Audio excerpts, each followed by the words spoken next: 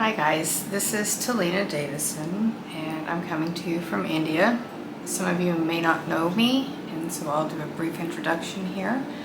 I am a licensed professional counselor in the state of Oklahoma in the United States, and I specialize in a couple of areas. One is family trauma, early childhood trauma, narcissistic abuse, relational abuse, and autism. I'm a clinical autism specialist. And so today I'd like to talk a little bit about autism. I have an autistic child, and he's 19, and so he was my motivation for becoming a clinical autism specialist and ending up having a large part of my practice be working with the autistic community or their family members. What I found over the years that I worked with this population was the many misconceptions that our mental health field and our medical field have about autism. And part of my mission here with Mission 2334 is to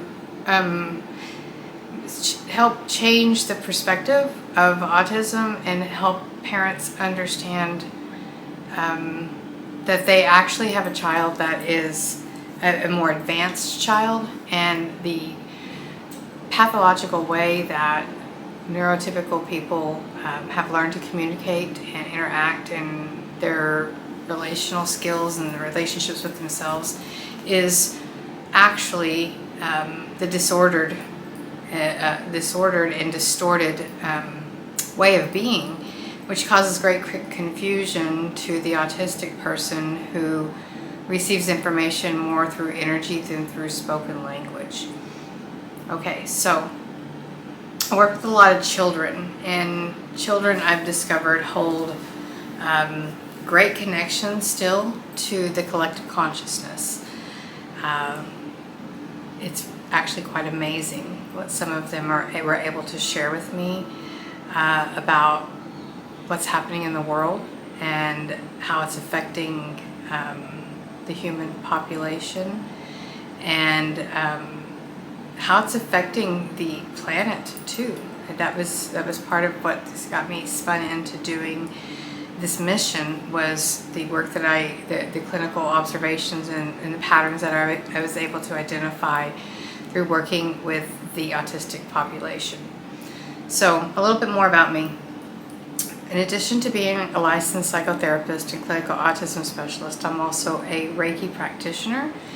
And with that, I connect in with the light body, our bioenergy field, and can feel the emotion of my client, receive visions and information and downloads from their people in spirit, their guides, the angels, ascended masters, whoever's trying to communicate with them.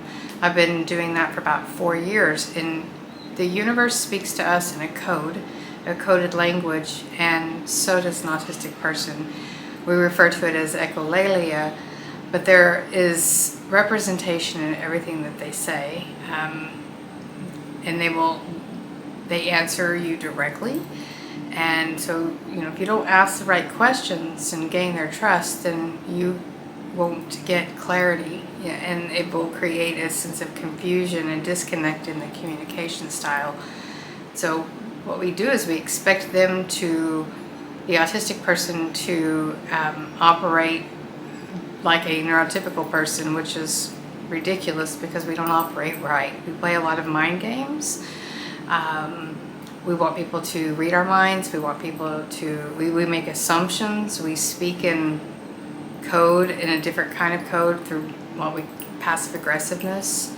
And so the inconsistencies in what a person is saying and to the autistic person, a neurotypical person is saying to an autistic person, and what their body is energetically sending out, the autistic person can pick up on that disconnect and incongruency, and they feel a vibration in their nervous system through their gut before it ever reaches their ears. And so, quite frankly, what I've discovered is that autistic people would be much more advanced in advancing us as a race a lot quicker if we as a neurotypical person would learn to communicate honestly and directly and in congruence with what we feel internally,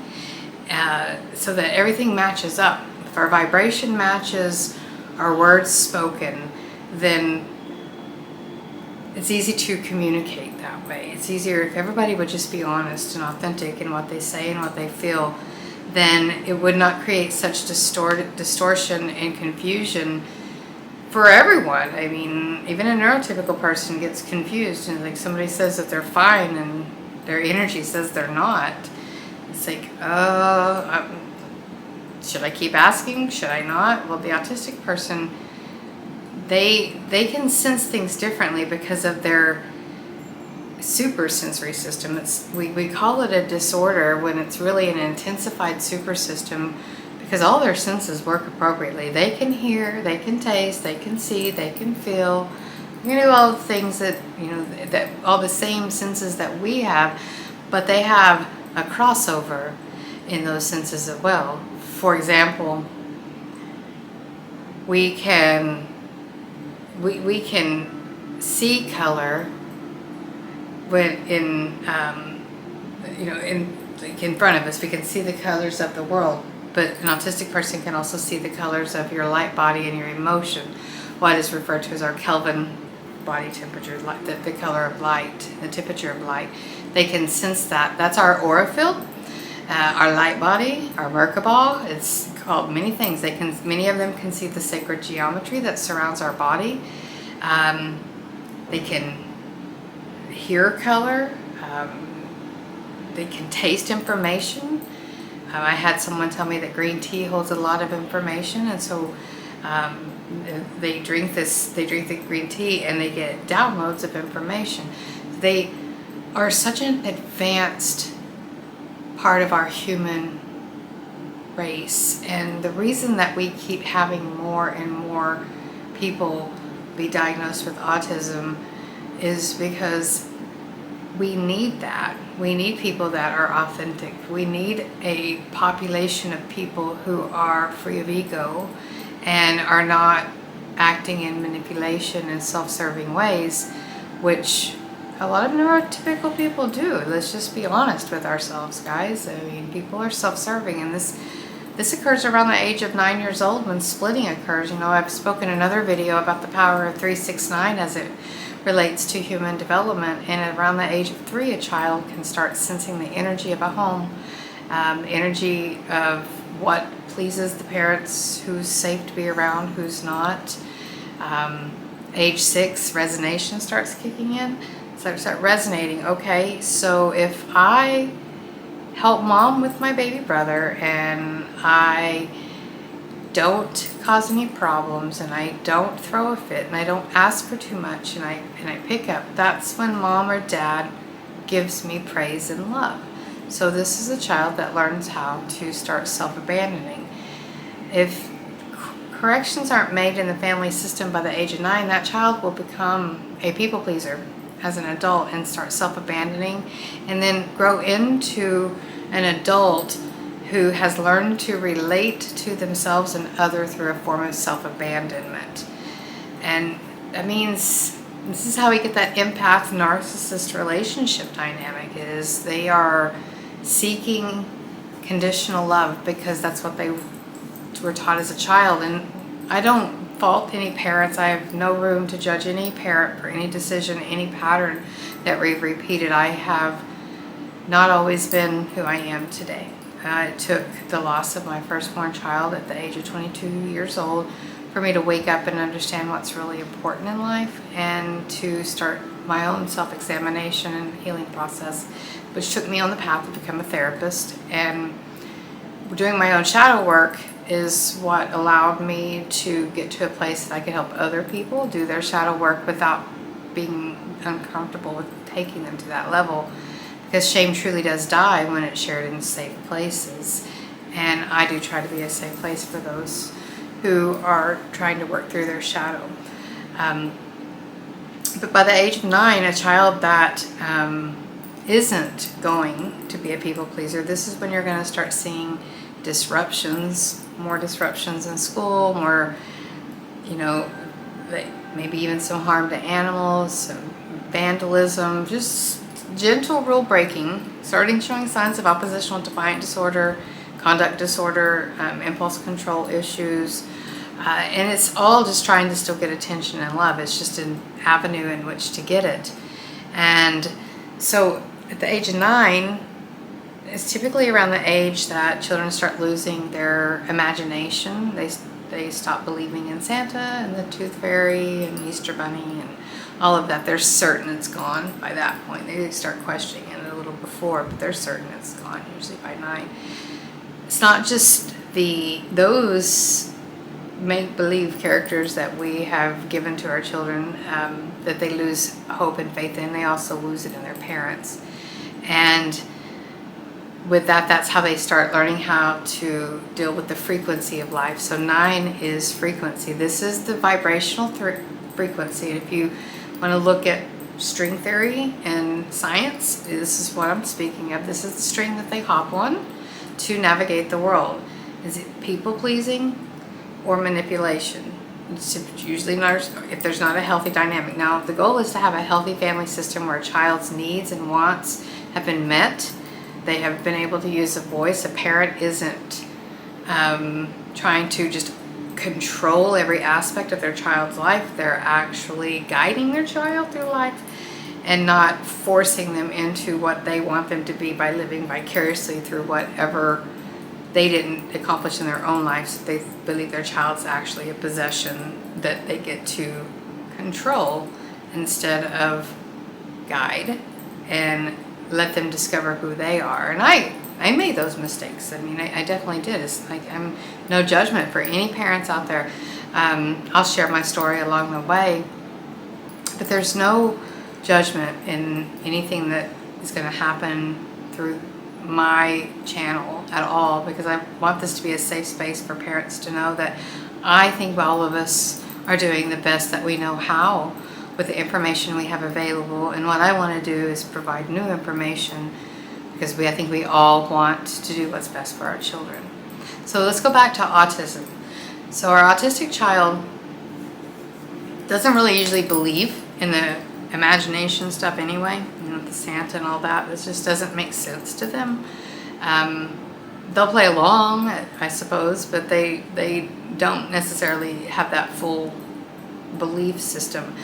And so around the age of 9, when frequency lock in, this is also where I refer to as the ego development stage begins. This is where ego development begins, and children start seeing, you know, getting a little bit more separate. Boys and girls go separate ways, and little cliques start happening at school. People start getting mad for no reason, and by the time a child's in 5th, 6th, 7th grade, it's hard. It's really hard. Middle school is the hardest time for all children, but it's really hard for an autistic child who doesn't have an ego and doesn't need to go through that identity formation stage of life in the same manner that a neurotypical child would go through a developmental stage to figure out who they are, you know, that separateness. And the autistic child is still very connected into the higher realms and their selves. What we try to do, or what I tried to do with my clients, was to keep them whole and help them understand that they aren't the problem. It's the other children at school. It's the neurotypical children that have parents that you know, act a certain way, and they're emulating their parents. You know, they go through the rotating, being mad at people. It doesn't make sense when you didn't do anything to be mad at someone else, or someone else didn't do anything for you to be mad at them, and wait your turn for the group to be mad at you. So this is extremely taxing on an autistic child in middle school. For those of us that have autistic children, I think we can all relate and understand how much turmoil and agony it can create in them. It's hard to watch. It's hard to hear it in my clients. It's hard to see my child go through it. But if we can keep them in a place that we don't, where their confidence isn't lost, they don't believe that there's something defective about them, that there's actually, that they're straightforward and their communication style is more appropriate than that of the neurotypical child who is just trying to find their way through middle school also, then we can have a higher likelihood of having a happy autistic adult. But a lot of autistic children slide backwards during the middle school years from the higher brain frequencies that they actually operate from down to the beta, which is where most neurotypical people operate from. And so yeah, when I say that they're the more advanced person of the human race, they're literally operating from a higher brain frequency than we are, or the neurotypical person is anyway. And this can be proven scientifically. The equipment's there. I plan on meeting with some doctors here in India that I believe will be interested in my research, and where we can literally like help the world know it's like we gotta stop mishandling our autistic community. Like we gotta quit, making them feel like they're the odd one when we are. Like neurotypical people play games, and that's not okay. It's like it's confusing. It creates separation in ourselves and people. It's like just people in general. And it's important for people to understand that the autistic person has many more neuroreceptors in their enteric nervous system. And so when something comes into their solar plexus, in through their light body, their energy body, because it hits our gut, and if we would get out of our head, it hits ours too.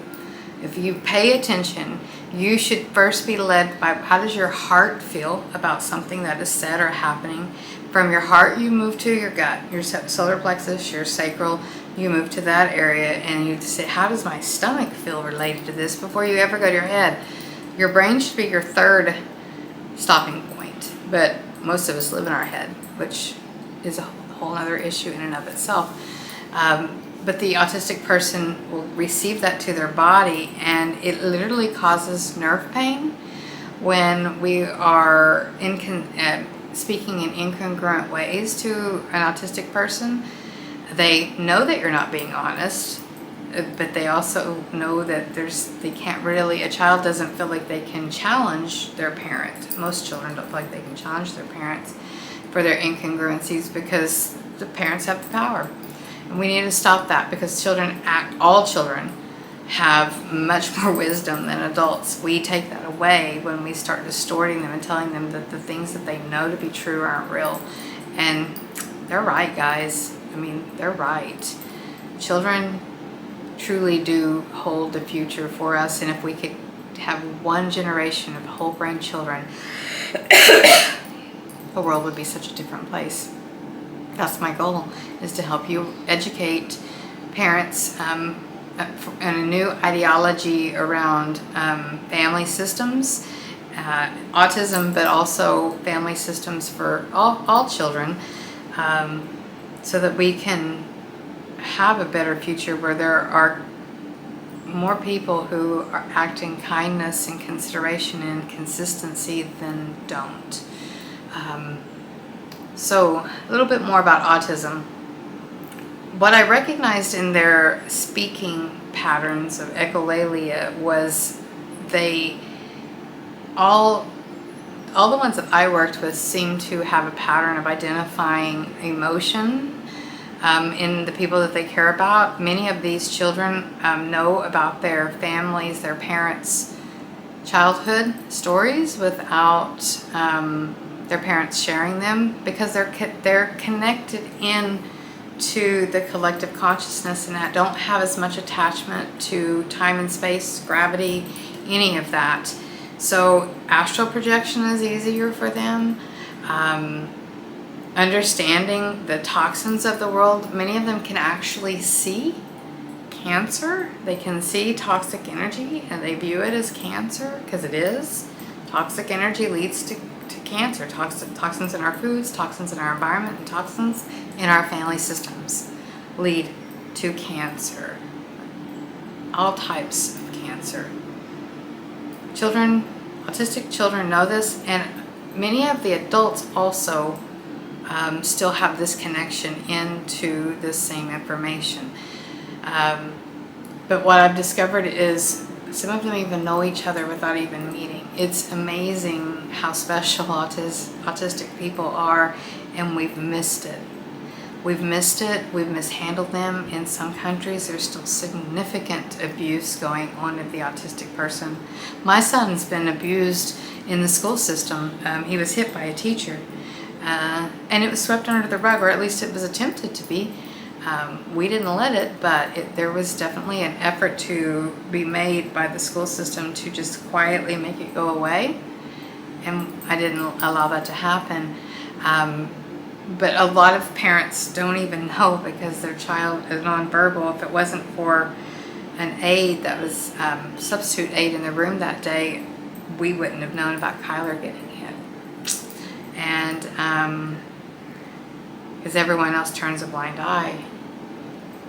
And so it's what's happening in our school systems is abuse also. The homes are unintentional. Like, I'm not saying all are unintentional, but I believe most parents are unintentionally creating more disconnect for their children than they realize, and I want to help set some of that into some clarity for everyone. And so I would really encourage you to plug into your child's special interest, ask follow-up questions, ask them what they see, how they see the world, what they know about the poisons of the world, the uranium poisoning. Ask them what they know about the photosynthesis process that is changed, climate change, the wells. Ask them what they know, because they'll share if they have your trust, and they will they won't usually share this unless they are asked directly. And so I was working with a child that I started speaking with after 3 years. I finally started asking her about some more advanced questions around the universe, and she shared with me that no one in her family had ever allowed her to go that deep with questioning, and she was 12 at the time, and that so she wasn't able to speculate and examine what all she knew. And through our working together, she was able to gain her confidence, and that child has full access to the Akashic records, learning that many of them do. My son, who struggles with expressive language disorder, when asked questions in a certain way that allows him the ability to speak to me in his coded language, he's shared with me a great deal of information. I asked him, at one point about this mission, I asked him where the crown was, and he told me in the dragon's head. And so what I'm doing is the rainbow serpent, rainbow dragon ley line. I'm doing healing work along those ley lines. Is the spiritual aspect, the end of my mission. But Kyler knew about it. He knew about several aspects of it. He knows a lot. He knew about the Narmada River. He talked to me about how cold it was going to be. He talked to me about the purification that the water is known to do. And these are topics that he wouldn't have known. He's speaking to me about Canada, because Canada is extremely important. The world's going to change for the autistic person. 2027, their solar plexus is going to come into a level of maturation that will bring much much of their limitations to a halt. Their communications will be able to be much more clear. Their superhuman powers start showing. And so how much healing we do in our autistic community between now and then is so important because of their powers. There's telekinetic powers, telepathy. There's so much that they're superhumans. If you know, it's like, this may seem foreign to a lot of you, but if you choose to expose yourself to information, you will see that all of this is out there. And quite frankly, the government, the U.S. government, is well aware of this too. There's go look at the Gateway experiment that they released, I don't know, 10 years ago or so, but they kept it quiet for 30 years. Look at the remote viewing notes that the CIA has declassified. These are declassified documents with the CIA. Go check it out for yourself. I've got the data. You know, to be part of what we're showing along the way, but it's there. Like, I can tell you about it, and you can go Google it, go to the CIA website just like I did. The government knows a lot. They know what they've done. They know that they're creating harm in many ways, but they weren't having much forward thinking in some of the decisions they were making in advancing our technology and way of being. And we've created a lot of harm to the planet through mishandling her, through overmining, overdrilling. And the autistic child knows about these things. The autistic adult does too. And so I have made contact with several autistic adults, and some that actually quite surprised me that I didn't think would understand the message that I was trying to share, and they understood it. Something made sense to them deep within about what was happening in the world, and what with the toxins and the poisons and the decline of the planet. But I'm going to tell you guys, the planet doesn't need us. We need her, and she's going through her own maturation process and moving from 3D to 5D, and the way that we have been operating as a system will not sustain.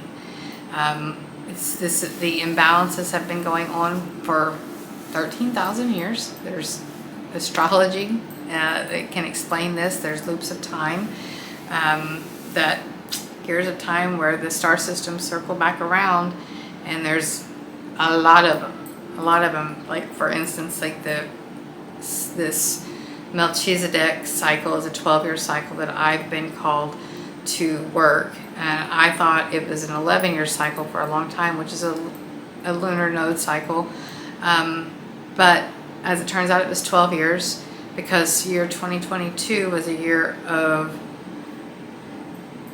removal of what was distracting me.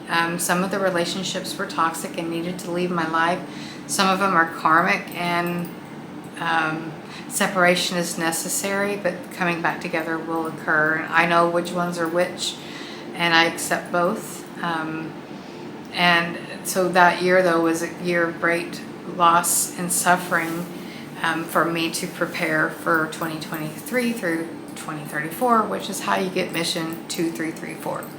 I've had these numbers all year. I didn't know what they stood for, but they're actually the gates to the Earth's chakra systems that I'm going to be working, doing these healing ceremonies to activate and expand the radius of those chakras, because the idea is between now and 2065, well, actually 1989 and 2065, we will expand the chakra radius of the energies to where by 2065 they will all be overlapping, like the flower of life, which will, the sacred geometry will be all in place through these expansions that will create the Earth's Merkaba. And she will be full 5D, which means heaven on earth, utopia, whatever you want to call it. But there will be a certain number of people in the world that won't want to change. And okay, but you're going to be the odd man out, because there's the ability to see the beauty, see the hidden realms, see your loved ones in spirits, your dogs in spirits. All of that is real, and it's coming. It's like you don't have to take this in, but your agreement's not necessary for it to be true. And then I'm just doing my part and showing up and speaking truth. There's a lot of perspectives in the world and a lot of opinions, which is just ridiculous. Personal opinions without any informed knowledge or research or anything is just arrogance. And I know a lot of those people too. So, okay. Just watch and see. 2027 is going to be a turning point, because we will be finishing up the second 18.61 year cycle, and the autistic community will see the change in 2027, because we'll have the tip over. We will be starting the second half of the Great Weizak cycle. These four 18.61 year cycles that are going around. Matthias De Stefano worked. He did this right before I did. He was activated through 2022, and he knew his mission had to end on 2022, and Tony and I got married on 2022, and that's when this activated, because we were considered Las Duches, which is the perfect balance of masculine and feminine energy. Strange as it may seem to people, this queer couple, we're the perfect balance, but we are. We have a strong, supportive, loving marriage, and so our energy is the right mix for this, and I couldn't do it without Tony. Their support is amazing. Even though they don't necessarily understand all of it, they trust me, and so that's what I need, is that kind of faith.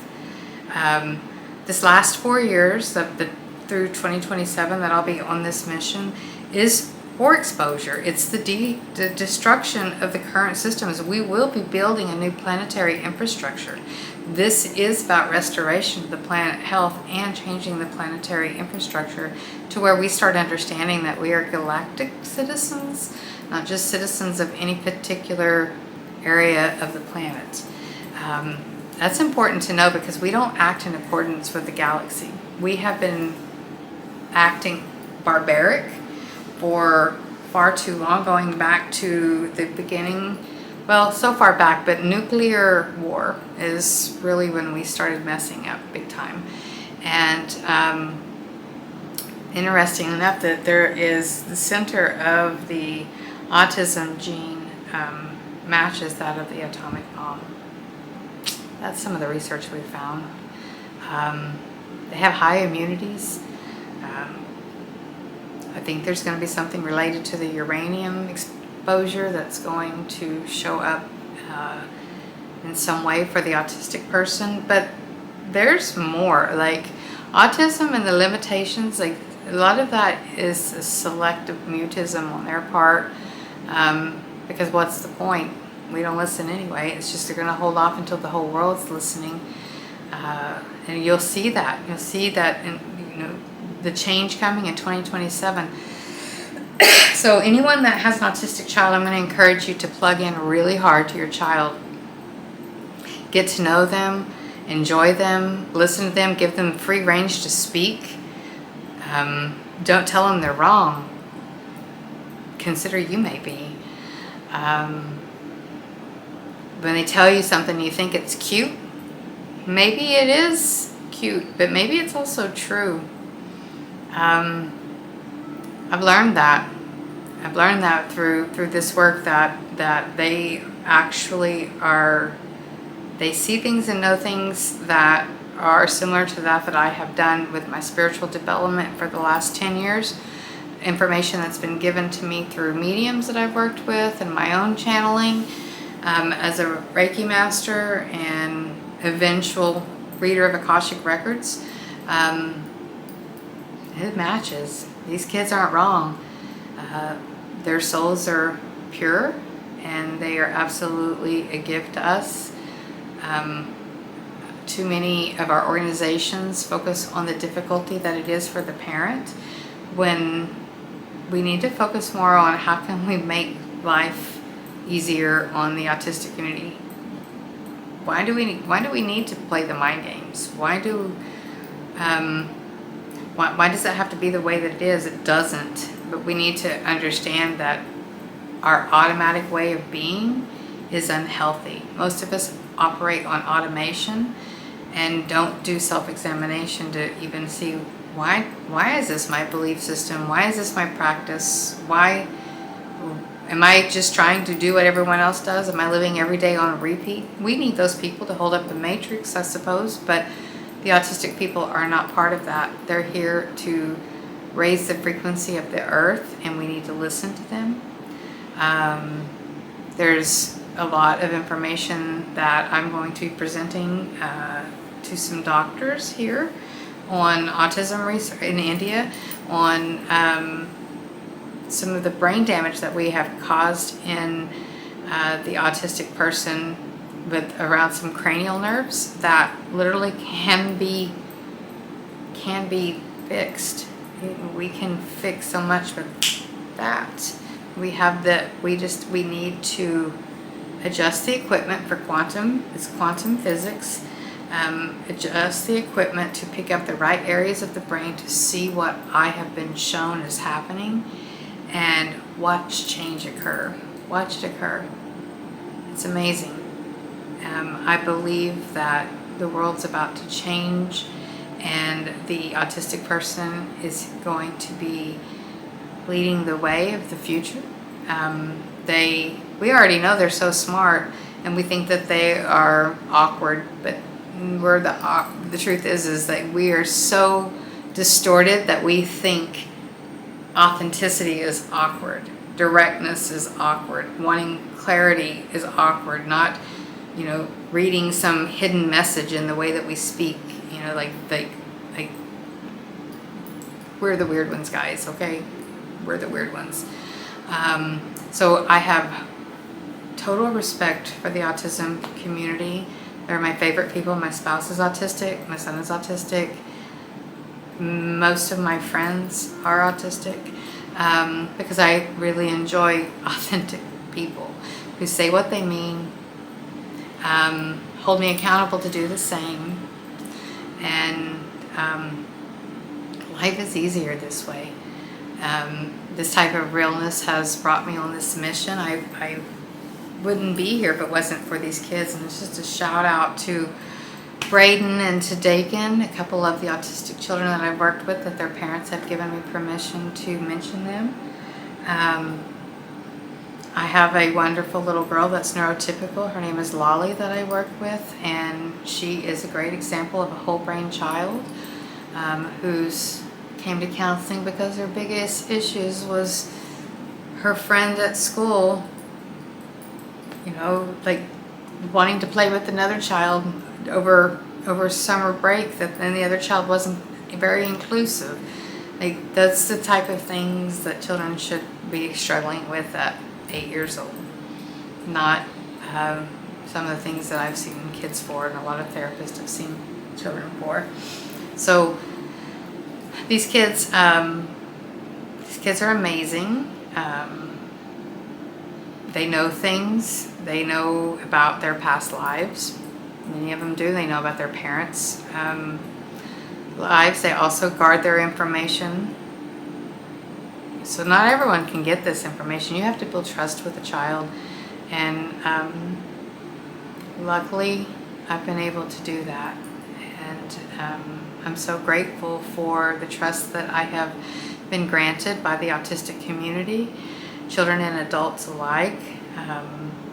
I promise to keep spreading the message so the world can see you through the lens that they should, and how incredibly special and advanced you are. I want parents to understand that you have an amazing child. Yeah, it might be harder, but if we change, it becomes easier. And if we stop caring so much about what other people think, the world becomes a better place for everyone.